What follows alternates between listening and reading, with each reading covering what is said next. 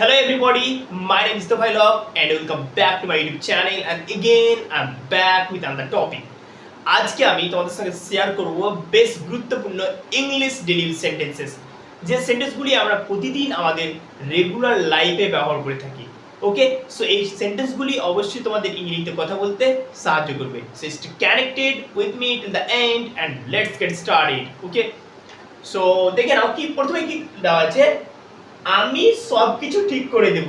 কি বলছে দেখো, আমি সবকিছু ঠিক করে দেব। খুব সুন্দর একটা এক্সপ্রেশন, আমি সবকিছু ঠিক করে দেব। তো এটাকে আমরা ইংরেজিতে বলবো I will fix everything. I will fix everything. দেখো ফিক্স মানে কি ঠিক করে দেওয়া। ওকে, তো কি বলছে এখানে, আই উইল ফিক্স। ফিক্স মানে ঠিক করে দেওয়া, ঠিক আছে। আই উইল ফিক্স এভরিথিং হয়ে গেল। তাহলে দেখে নাও, আই উইল ফিক্স এভরিথিং মানে কি আমি সবকিছু ঠিক করে দেব। Okay, I will fix everything, right. খুব সুন্দর একটা বাক্য। তারপরে কি আছে, যত তাড়াতাড়ি হয় তত ভালো। যত তাড়াতাড়ি হয় তত ভালো, এটা একটা কমন এক্সপ্রেশন। যত তাড়াতাড়ি তত ভালো আমরা বলে থাকি না। সো এই এক্সপ্রেশনটাকে আমরা ইংরেজিতে কিভাবে বলবো, এই এক্সপ্রেশনটাকে আমরা ইংরেজিতে বলবো the sooner the better. The sooner the better. Okay,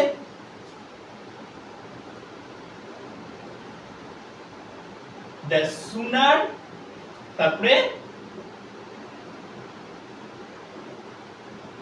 the better। ওই গেল। তাহলে দেখতে পেলে যত তাড়াতাড়ি হয় তত ভালো। তো এটাকে আমরা ইংলিশে বলবো the sooner the better। the sooner the better। Clear? তারপরে কি আছে দেখো, আমার খুব খিদা পেয়েছে।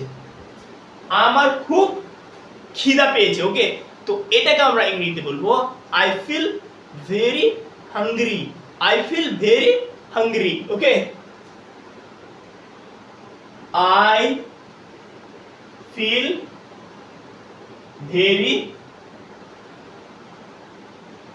hungry। তার মানে কি, আমার মানে কি আমার খুব খিদা পেয়েছে অথবা আমার প্রচন্ড খিদা পেয়েছে।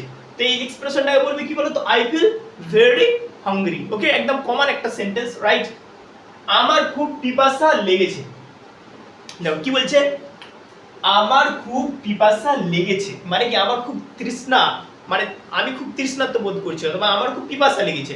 দেখো এই এক্সপ্রেশনগুলো দেখো কতটা কমন এক্সপ্রেশন, রাইট। এই এক্সপ্রেশনগুলো আমরা প্রতিদিন ব্যবহার করে থাকি। ওকে, সো তোমাকে যেটা জানতে হবে ইংলিশটা কি হবে।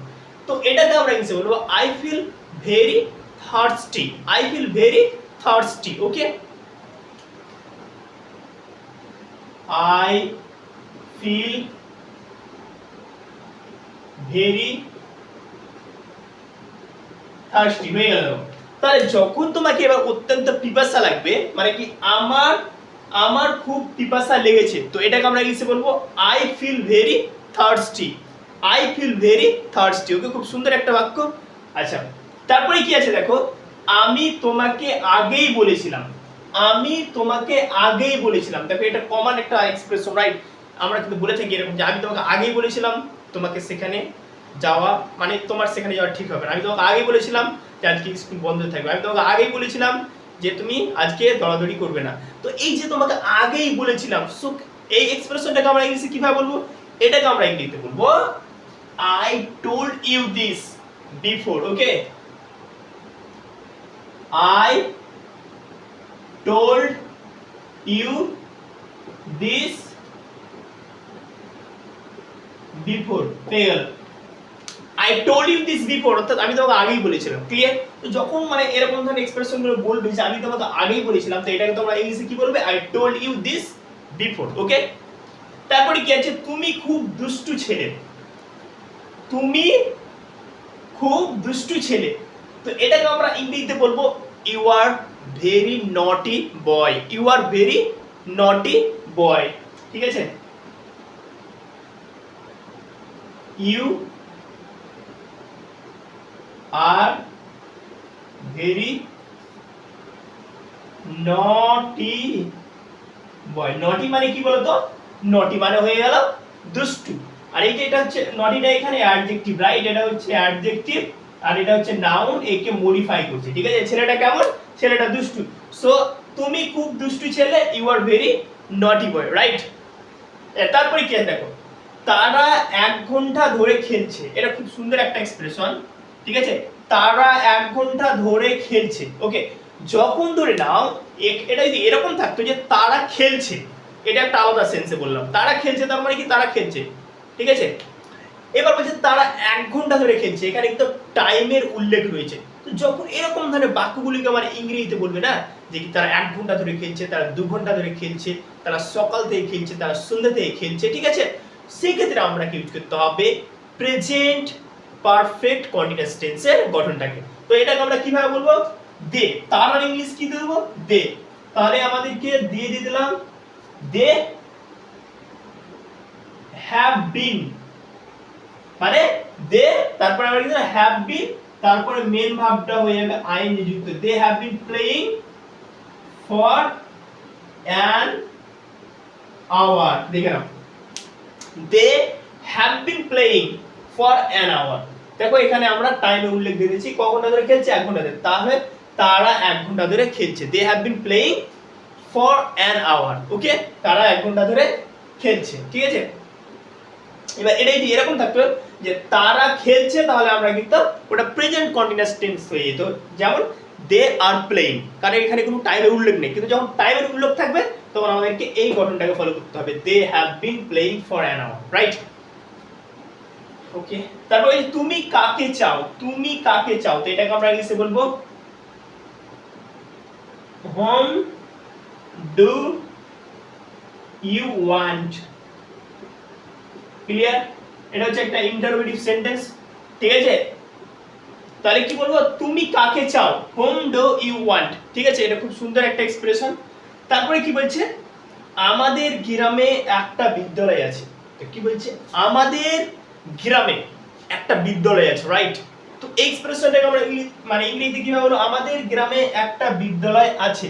তো এটাকে আমরা ইংলিশে বলবো there is a school in our village. এগুলোকে দেয়ার দিয়ে শুরু করতে হবে। যখন এরকম দেখতে পাবে যে আমাদের গ্রামে একটা বিদ্যালয় আছে, আমাদের গ্রামে একটা পুকুর আছে, আমাদের গ্রামে একটা মসজিদ আছে, আমাদের গ্রামে একটা মানে রাজা আছে, ঠিক আছে? তখন আমাদেরকে দেয়ার দিয়ে সেন্টেন্সটাকে শুরু করতে হবে। যদিও দেয়ারের এই বাক্যটাতে কোনো নির্দিষ্ট মানে অর্থ থাকবে না, দেয়ারটা ইন্ট্রোডাক্টরি মানে ওয়ার্ড হিসেবে শুরু করা হবে, ঠিক আছে? তাহলে আমাদের গ্রামে একটা বিদ্যালয় আছে, তো আমরা কি দেব? দেয়ার। যদি একটার কথা বলছে তার জন্য আমরা অক্সিলারি ভার্ব ইজ নিব। There is a school in our village. এখানে লিখে দিলাম, জায়গা শর্ট হয়ে গেল। আচ্ছা, হয়ে গেল। তাহলে দেখে নাও, there is a school in our village, অর্থাৎ আমাদের গ্রামে একটি বিদ্যালয় আছে। এবার যদি বলো দেখি আমাদের গ্রামে একটি পুকুর আছে, তাহলে সেম স্ট্রাকচারটা ফলো করতে হবে। দেয়ার ইজ আ স্কুলের জায়গায় পন্ড লাগিয়ে দেবো আমরা, পিওএনডি, পন্ড ইন আওয়ার ভিলেজ। মানে এরকম ধরনের যখন বাক্যগুলো বলবে না যে আমাদের গ্রামে এটা আছে, আমাদের গ্রামে ওটা আছে, তো এই স্ট্রাকচারটাকে ফলো করতে হবে, দেয়ার দিয়ে শুরু করতে হবে, ঠিক আছে? আচ্ছা, তারপরে কি আছে? রাম একটু একটু করে জল পান করছে। রাম একটু একটু করে জল পান করছে। দেখো অনেকে জল একদম গটগট করে মানে পান করে নেয়, কয় আবার কেউ রয়েছে একটু একটু করে মানে পান করে, চুমুক দিয়ে পান করে। ওকে, তো এই বাক্যটা ঠিক এরকম হবে, রাম একটু একটু করে জল পান করছে, অর্থাৎ রাম চুমুক দিয়ে জল পান করছে, ঠিক আছে? তো এই বাক্যটাকে আমরা ইংরেজিতে কিভাবে বলবো? এটাকে আমরা ইংলিশে বলবো রাম ইজ সিপিং। রাম একটু একটু করে জল পান করছে, তার মানে কি? Ram is sipping water. Ram is sipping water. Ram is sipping, মানে সিপ থেকে সিপিং এসেছে। দেখো সিপিং মানে হচ্ছে একটু একটু করে পান করা। কোন লিকুইডস যেগুলো জিনিস রয়েছে, যেমন হতে পারে যে মিল্ক, হানি, টি, কফি, ওয়াটার, এইসব জিনিসগুলোকে যখন আমরা একটু একটু করে খাই না, সেটাকে আমরা ইংলিশে বলে থাকি সিপ। আর সিপ থেকে এসেছে সিপিং, তাহলে Ram is sipping water. Ram is sipping water, তাহলে রাম একটু একটু করে জল পান করছে। ক্লিয়ার? সো দেখতে পেলে এই যে আমরা বাক্যগুলি একদম সুন্দর করে ট্রান্সলেট করে দিলাম, খুব সুন্দর বাক্য। এই বাক্যগুলি তোমরা প্র্যাকটিস করো, অবশ্যই দেখবে তোমাদের ইংলিশ অনেকটা ইমপ্রুভ হবে। আর এই বাক্যগুলো পারলে প্র্যাকটিক্যালি অ্যাপ্লাই করার চেষ্টা করো তোমার বন্ধুদের সঙ্গে, যারা ধরে নাও যে এরকম অনেক রয়েছে যে কি ইংরেজি শিখতে চায়। ওকে, তো তোমাকে খোঁজ করতে হবে তোমাদেরকে যে যারা যারা ইংরেজি শিখতে চায় তাদের সঙ্গে বাক্যগুলো প্র্যাকটিস করবে, দেখবে আস্তে আস্তে তোমাদের ইংলিশ অনেকটা ইমপ্রুভ হয়ে যাবে। So thanks for watching this video, thank you. Video যদি ভালো লাগে তো অবশ্যই লাইক করবেন এবং বাংলা থেকে ইংরেজি শেখার জন্য আমার এই চ্যানেলটিকে সাবস্ক্রাইব করুন। Thank you.